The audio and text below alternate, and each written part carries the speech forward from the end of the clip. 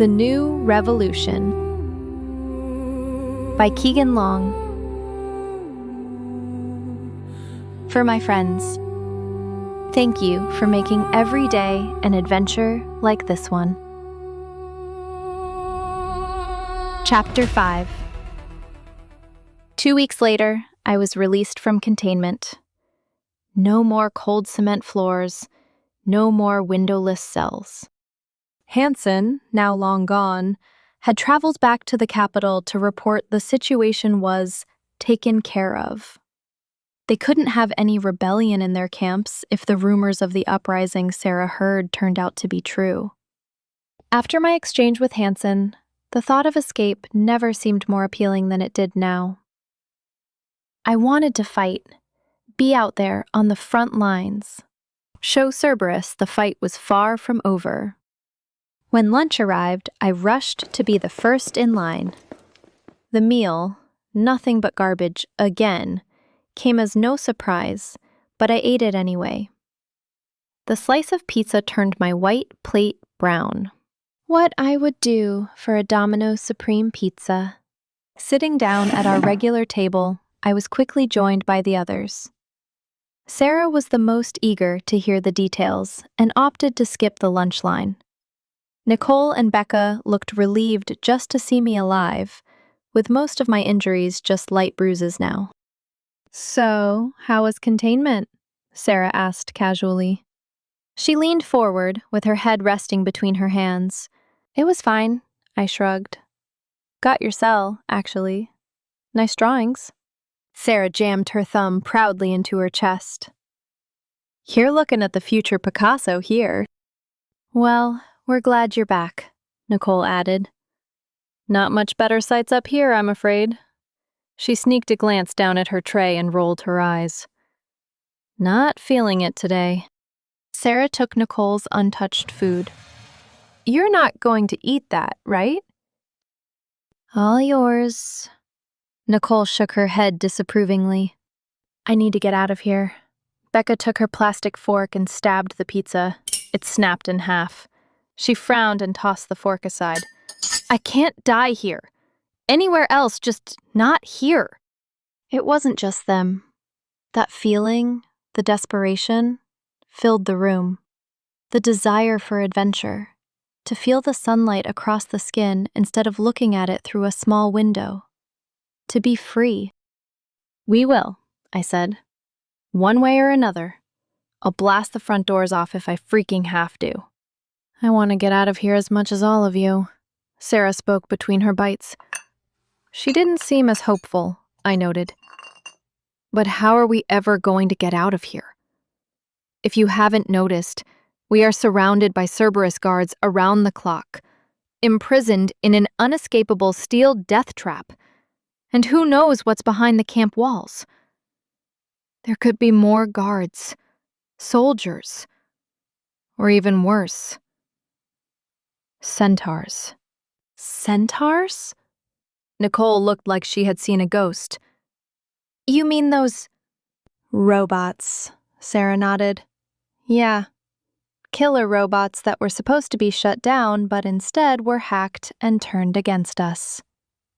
They killed millions and turned this country into the wasteland it is today. Welcome to the United States of dirt. That's all we are now. Dirt." During the past several years, I had become too familiar with the Cerberus Centaurs, the only source for someone's nightmares anymore. What else was there to run from?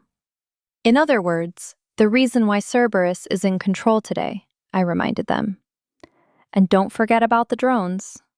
I've never seen any of the robots inside the camp patrolling. Sarah then looked at me. Only when you cause enough trouble that they have to call them in. They could, however, be stationed outside the fences, or probably at a nearby outpost. In other words, avoid them at all costs, Becca warned. They are deadly precise with their shots and highly intelligent. If you hear one approaching, don't even try fighting it. You only have one shot at survival. Run. Well, let's just steer away from those then, Nicole swallowed nervously and looked at her sister. She looked like someone who had just woken up from their worst nightmare. I tried to give Nicole an encouraging nod to calm herself.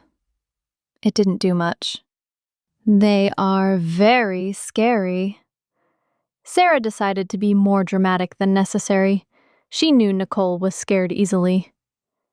I gave her a disapproving look, but she ignored me. She threw her arm around Nicole as if to shield her. But we will protect you, Nicole. Now don't you worry about any centaurs.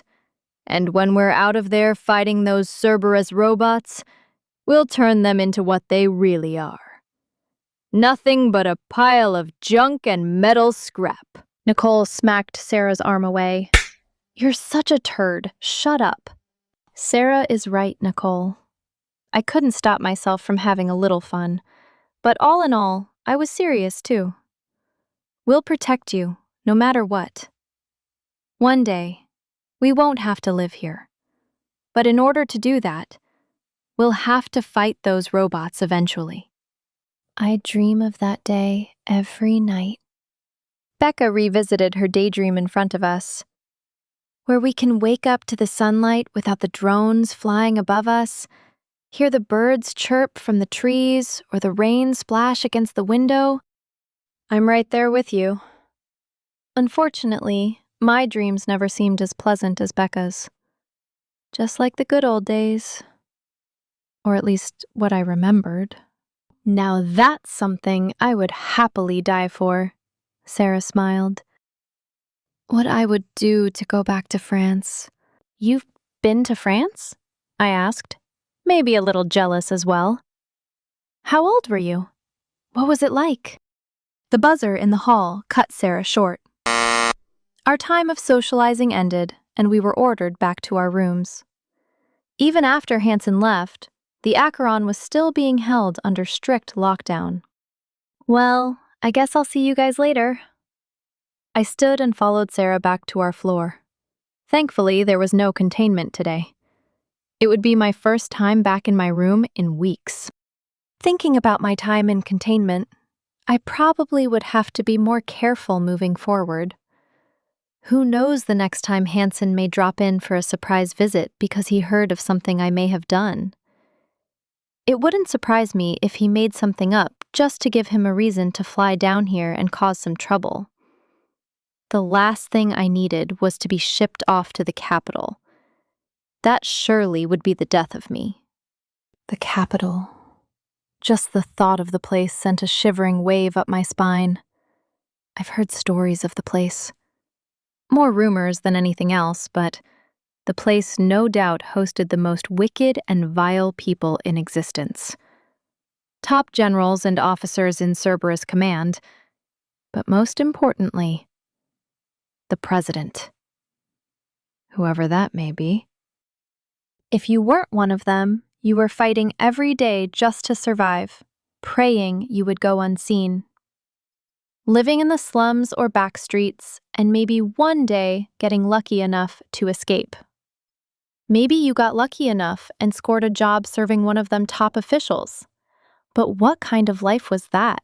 Serving the very people responsible for turning the world into what it is today? See you at dinner then, Sarah said when we reached the doors. Hopefully it will be better than lunch. I don't have high hopes, though. I didn't either.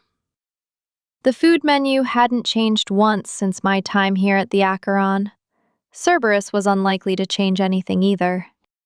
I turned to look at the Acheron chamber once more. Sarah had already disappeared into her room. When I turned back, my body hit the floor.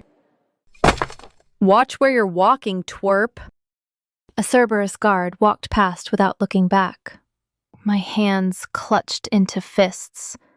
I wanted to yell something, anything, but stopped myself. My latest exchange with Hansen came to the front of my mind. Even though weeks had passed, I was still recovering, even as much as I hated to admit it. I couldn't afford any more beatings. At least for now. By the time I found my feet again, the guard was too far away to have heard anything, even if I tried. After entering my room, I let the door close with a loud slam. The metallic click sounded and locked it in place. I was now trapped inside again, with nowhere to go. My body fell to the bed gracefully, still sore and exhausted from Hansen's visit, with nothing to do except look out the small window. My hands, by instinct, reached for the inside of my pockets, and that's when I felt it. Something out of place. A piece of paper that wasn't there before. Shocked at first, I quickly slid my hands out, afraid it could be a bug or something worse. Maybe a planted listening device from Cerberus? It wouldn't surprise me if Hansen had something arranged to keep a closer eye on me. After collecting myself, I reached for the inside of my pocket again. The tips of my fingers felt the paper again. So it wasn't my imagination after all then. How did it get there? Then it hit me. I was back outside the door minutes ago. The guard had slammed into me when I turned to enter my room. The guard in black didn't even stop once, as if I was a ghost and he had walked right through me. The guard. The guard must have slipped the paper into my pocket. But why? What would he want with me? Why the secrecy? I hesitantly pulled the paper from my pocket, the heat in the room feeling as if it had just doubled. Unfolding the small piece of paper, I found it smudged with black ink scribbled across. The letters were barely legible. Whoever wrote it was in a rush. My heart stopped when the letters came into focus. You are not alone, Delaney.